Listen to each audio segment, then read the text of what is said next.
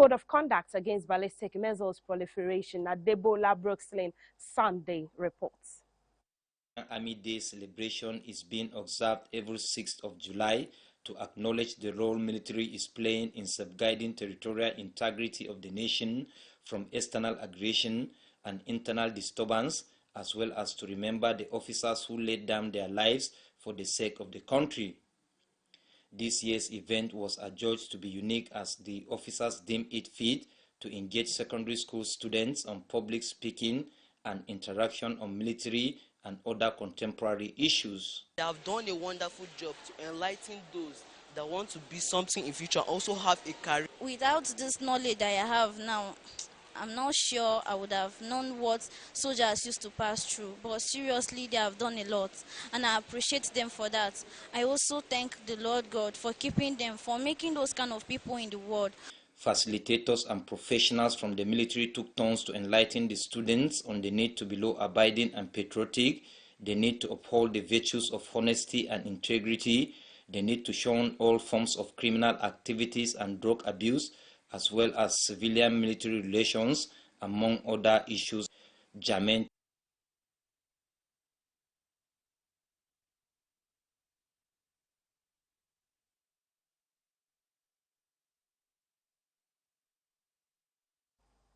Let's also say Nigeria Vice President Kashimi Shirimi is in Idil Kabir State. The State House correspondent Abdul Rahman Usman reports that the Vice President went to pay Salah homage to the Shehu of Borno, Abubakar Ibn Garba El Maktoum. Well received at Muhammadu Buhari International Airport, Maiduguri, by Governor Babagana Umar Zulum and a guard of honor, Vice President Kashim Shatima proceeds through the streets of Maiduguri to the colorful palace of Shehu Borno Abubakar Ibn Garba El Kanemi for Salah homage. The Shehu of Borno appreciates the Vice President for following tradition by coming home and making the palace his first point of call on Salah Day. Speaking in Kanuri, Shehu Borno stresses the need for government to appoint competent people to steer the affairs of the nation for rapid growth and development. Vice President Shatima appreciated the royal father's role in promoting peace and unity, assuring that the Tinubu administration will give priority to special areas of concern. He called for continued support of all stakeholders in the development of the country. We convey to him the best wishes from President Bola Ahmed Tinubu and to assure him that all the issues he has raised will be vigorously addressed, especially the issue of Dikwa Gamborungala road will certainly be addressed. That of youth unemployment, youth restlessness will also be addressed. By and large, I'm here to reassure him of the maximum support of President Bola Ahmed Tinubu to all the challenges confronting us as a society and as a people. The Vice President was also hosted at Government House Maiduguri by Governor Zulum and other political associates. From Maiduguri, Abraham Usman Jibrila, NTA. We're staying a bit longer in Nigeria. Hawan Doshe Deba was again lived up to his expectation as the largest procession of horses as traditional title holders in Kano Emirate trooped out in numbers to uphold this age-long tradition that is always held during any of the two Eid festivals or to honor a visitor to the ancient city. Correspondent Abdullahi Mustafa was there for Within Africa. Historical Renaissance, show of culture and tradition. This best describes the occasion of Handoshe in the ancient city of Kano, staged by the 15th Fulani Emir of Kano, Aminu Ado Bayero. As in every Handoshe, the Emir of Kano, Aminu Ado Bayero, title holders, contingents, palace guards, and aides dressed elegantly on well-decorated horses, riding through some identified areas as Salah homage to his subjects. The Daba terminates at the Emir's palace with Makaman Kano as the first to arrive, as all the title holders await the arrival of the Emir to renew their allegiance. The Hawan Daushe is the first to be attended by Abba Kabir Yusuf as Kano State Governor, while tourists, Nigerians and non-Nigerians alike admired the scenery.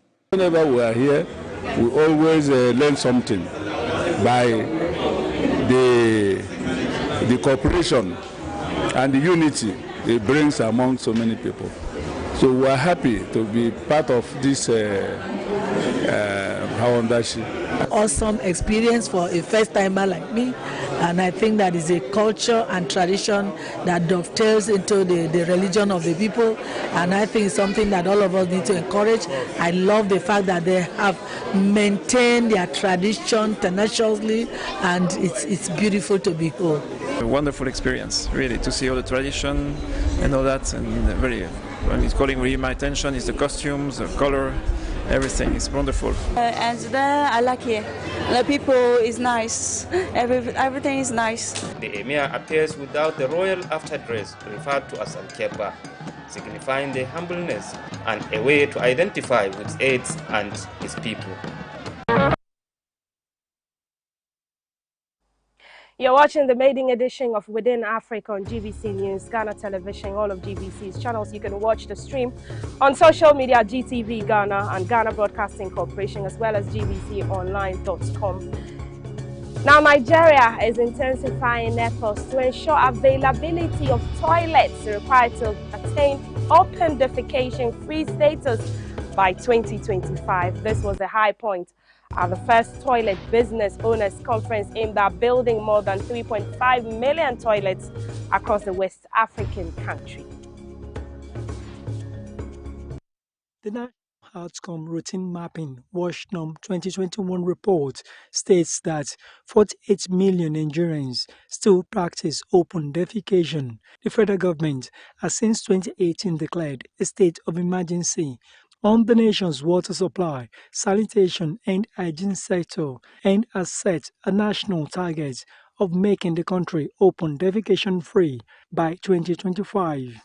With efforts being made especially at sub-national levels, Jigawa State is already certified open defecation-free, while Katsina is almost achieving this status, but many states are still miles away from these. Consequently, the incorporation of the private sector to create sustainable solutions.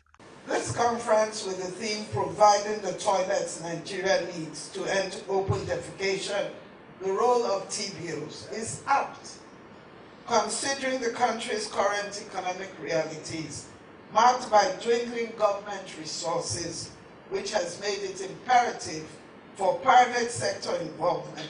Open defecation-free Nigeria is everyone's business. There are some people who don't realize they need a toilet, and that is part of your job as well. It's not just creating the toilets, but it's creating the demand. This conference will also strategize on raising public awareness on the risks of open defecation and stimulate new thinking as well as innovation around addressing Nigeria's sanitation crisis, with special focus on promoting market-based sanitation approaches. In Abuja, Olusheye Adiagbo, NTA News. And as the thereby synonymous with Salah celebration in northern Nigeria, so is the annual Ojude Oba in Ijebuland of the southwest Nigeria. Adeobi Obiachina captures the history and cultural endowment of this year's Ojude Oba festival in Ijebuode town.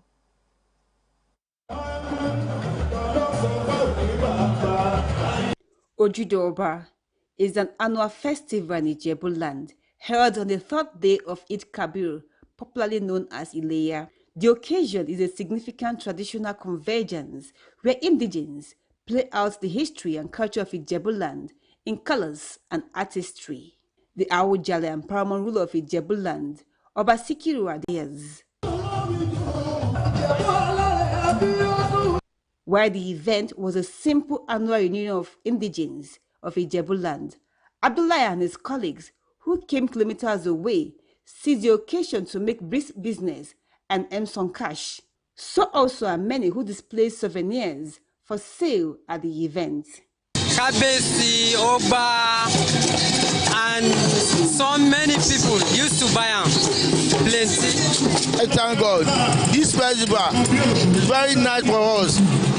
Everybody are selling market, they will make business today. We make our money almost every year. So when our people they are used to this, so they used to buy it and we used to make money.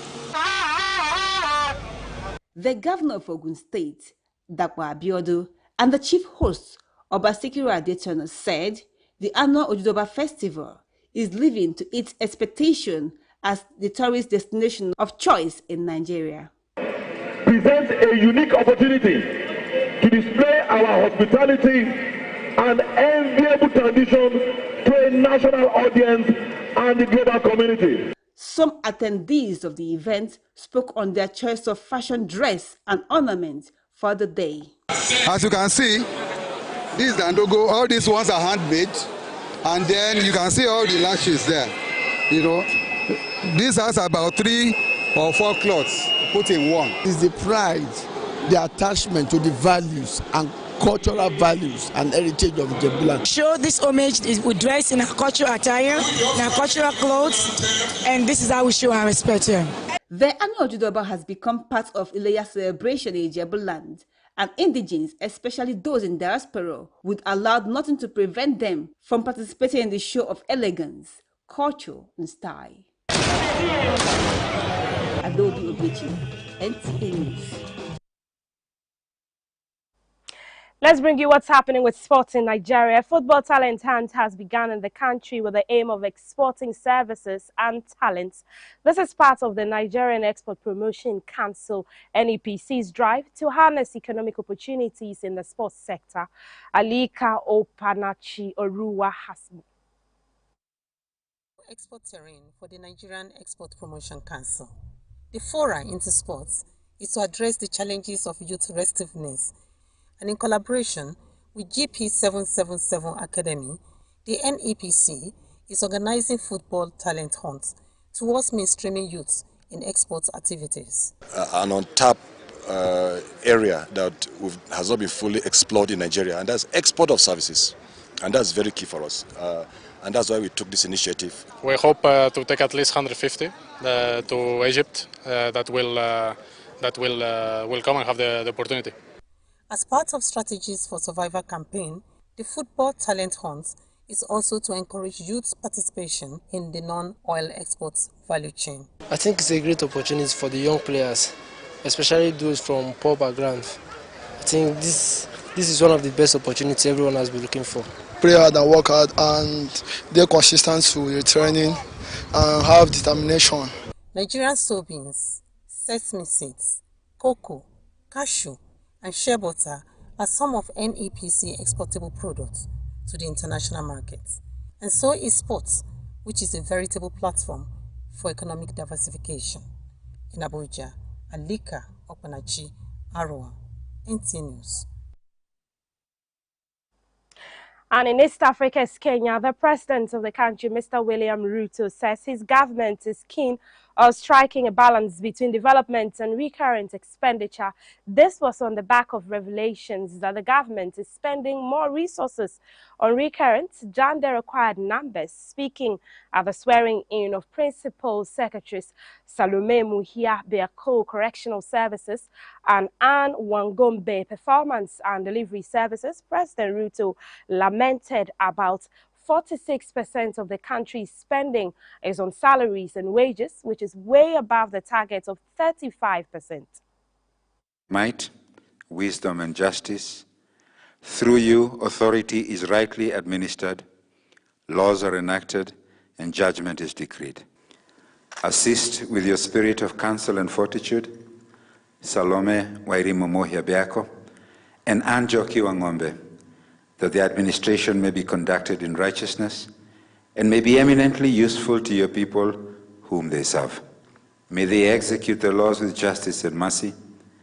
May they seek to restrain crime, vice, and immorality. And salary cadres and the different compartments of our appointment as principal secretaries in the government of Kenya as a principal secretary for performance. Consequently, following the receipt of the transmittal, facilitate the two newly appointed principal secretaries to form, which requires as follows. Before assuming his kind indulgence, permit me to address contents of any business, proceedings, or document. Anne Jokiwa Ng'ombe, the Principal Secretary, having assumed office. It is now to the two Principal Secretaries, and they are to chronicle this auspicious day. Today you join the team that is clear that you understand and that you have the requisite as we use the whole of government approach to better the lives of the people of Kenya.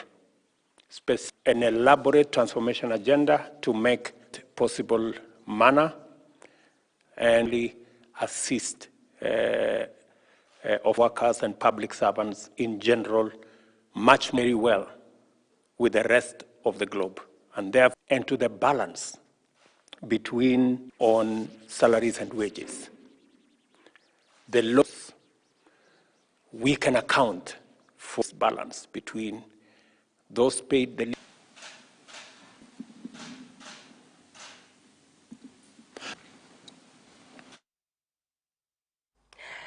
Now, hoteliers emphasized on the need for players in the tourism sector to introduce new and exciting products that will enhance the overall visitor experience and position Kenya as a premier destination. According to Malonza, efforts must go beyond bricks and mortar, and that players must also embrace sustainability as a core principle. We talk about our beaches, we're very beautiful beaches, but of late they're a bit dirty. And so we have to work on that manners. So this country, allow me to say, is not even marketing. If we remove the barriers alone, Kenya can get 10 million tourists in this country. And one of the barriers you spoke was visa. We're thinking about, and we're in a high-level discussions about visa at the airport. I know that's another drama. So we're in discussion with the Ministry of Interior on this. I am a witness. The other time I landed, I realized we had more than 500 tourists, international. The open sky discussion is at its length, and I can tell you there's commitment from the government on the open sky in terms of opening all these centers, Mombasa, Kisumu, Isiolo, and Eldoret. And so this is a discussion that is at length, and we're working together with the Minister of Transport on this agenda. There are millions of them, millions of attractions. Believe me, this country is so enthralled. From the landscapes, to the sea, to the sand, to the lakes, to the waterfalls, to the mountains, to the rocks, and so many other wonders in this country. And so there's a lot to showcase about the destination Kenya. We are in a world that is changing, and we're receiving more of an independent traveler who is a young billionaire traveler and whose expectation in terms of experience and satisfaction is a bit different from that budget person and that luxurious person who is coming. And so we need to diversify ourselves in terms of creating spaces for all these categories. If we look at the demographics, 65% of the people who will be traveling is that person aged between 18 and 35. But of course, we cannot ignore the 35, because in a globe of 6 billion and probably now going to 7 billion, that 35 alone, if we get that, I think we'll be above every other country around. As I work on packaging the products, my dear brothers and sisters, you have to work on your hotels and make your hotels ready for a generation that probably will not spend much of their time in the rooms, but would want to spend much of their times outside there. And that means extending your product diversification to the sea and working with the authorities to see how we can do the water sports so that we can have more crew that can have few hours, still pay the same.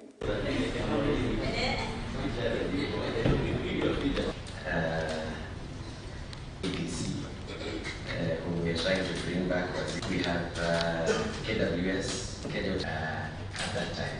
We've come a long way.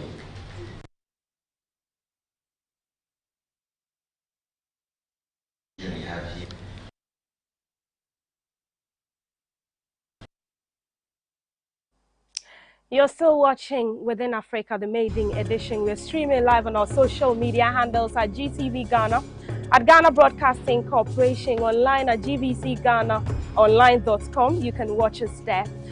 We're moving still into stories in Kenya as the Vice President Rigathi Gachagua has hosted Team Kenya, who participated in the Special Olympics Games held in Berlin, Germany recently. The luncheon was held at his official residence in Karen, Nairobi. The DP lauded the team for flying Kenya's flag high and bagging 25 medals in total. The Deputy President expressed the government's support to not just athletics, but the sports fraternity in its entirety. The DP urged parents of children with intellectual disability to give their children the opportunity to participate in the Special Olympics, emphasizing on the importance of discovering the skills, talents, and abilities. He also encouraged the society to embrace children with intellectual disability and not condemn them. Now, the DP promised to liaise with the relevant stakeholders to push for amendment of some sections of the Penal Code, which he termed repugnant and demeaning. The DP was joined by the spouse, Pastor Dorcas Rigathi, who had accompanied the team to Berlin as a patron.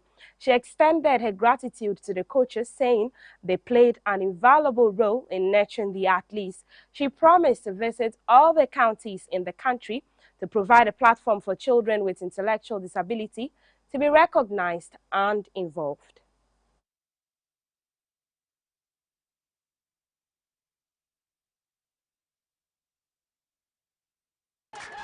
The Africa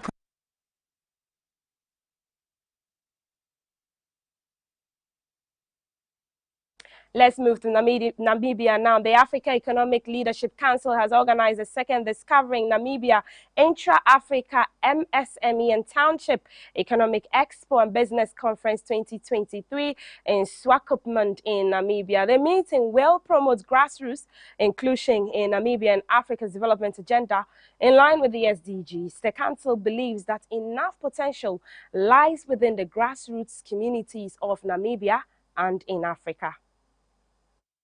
Economic Leadership Council AELC exists on the key pillars of intra-African trade promotion and collaboration to complement the fast tracking and implementation of the AFCFTA. AELC has established footprints in African countries such as Namibia, South Africa and Botswana. Through its trade and investment and business networking activities, AELC seeks to drive positive change in Africa by connecting entrepreneurs, business leaders, captains of economic industries and policymakers with the key objectives to address economic challenges that impede Africa's growth and deliberate on a prosperous and self-sustained Africa, the Africa we want. The Major of Swakopmund, Madame Dina Nanums, said, the expo will leave a positive and lasting impact on doing business in Africa to help build a thriving entrepreneurial community to drive sustainable economic development to support Africa's well-being.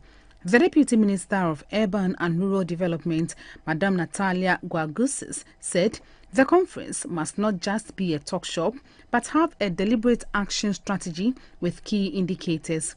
The minister at the presidency, Madame Christine Hobbes, said Namibia, being a member of AFCFTA, is ready to champion initiatives that target women and youth participation in key economic sectors.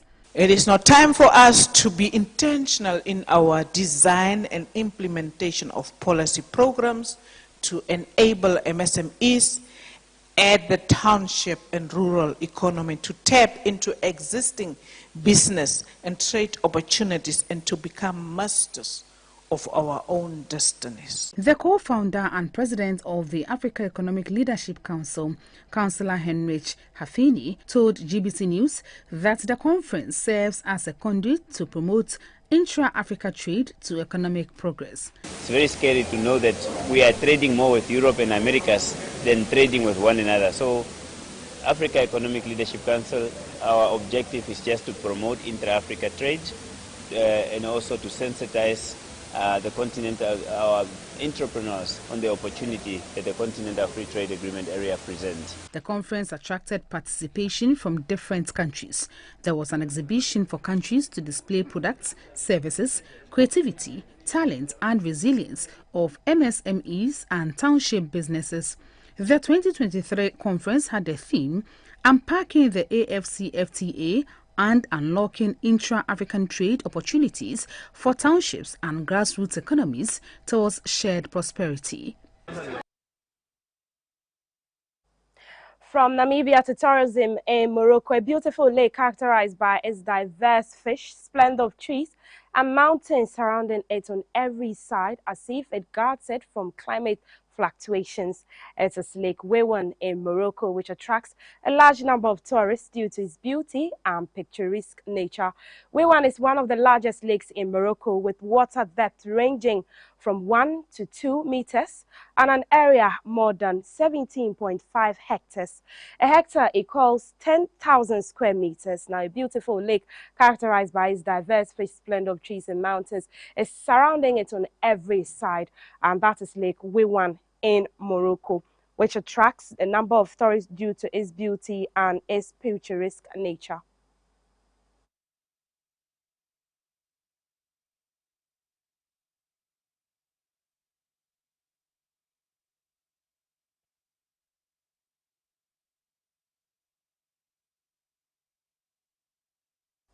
And in Accra, Ghana, Ghana's Speaker of Parliament, Mr. Alban Simana Bagbin, has been enskined the development chief of the Takpo traditional area in the Nadoli Kalio district of the Upper West region. Under the scheme name Temalina, Mr. Bagbin was outdoored at a derby of chiefs and people of the traditional area at Takpo. The paramount chief of Takpo, Widana Nanga, speaking at the outdooring ceremony, said the paramountcy decided to confer the title on the Speaker of Parliament based on the impact he has made on the lives of the people of the traditional area. Nanga mentioned education, health, electricity and water are some of the facilities provided by the Speaker in the traditional area. Nanga said the honor done the Speaker is to appreciate what is done for his people. The DCE for Nadoli Kalio, Madam Catherine Lankono, congratulated the Speaker and urged him to continue with his good works. The Speaker of Parliament, Temali Alban Bagbin, expressed gratitude to the Traditional Council for recognizing his efforts and contributing to the development of the country. At the end of the day, the decisions you make will inure to the benefit of all. That is the system we are operating.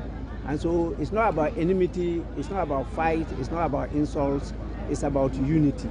Temali Bagmin said, as Parliament celebrates its 30 years of uninterrupted parliamentary democracy, Ghanaians need to identify the shortcomings of the legislature and acknowledge its successes and also make suggestions on how to improve on its work for the development of the nation.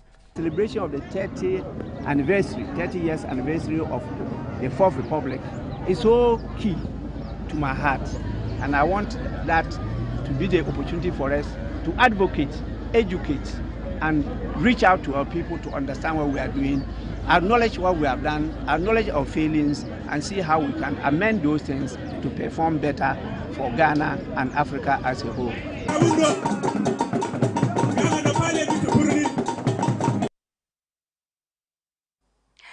Thank you for joining us on Within Africa, bringing you stories from Africans by Africans. I am Maltiti Saida Sadek. We'll be back on Friday at 4:05 p.m. But you can catch this maiden edition on our social media handles at GTV Ghana or Ghana Broadcasting Corporation and GVCGhanaOnline.com. Good evening.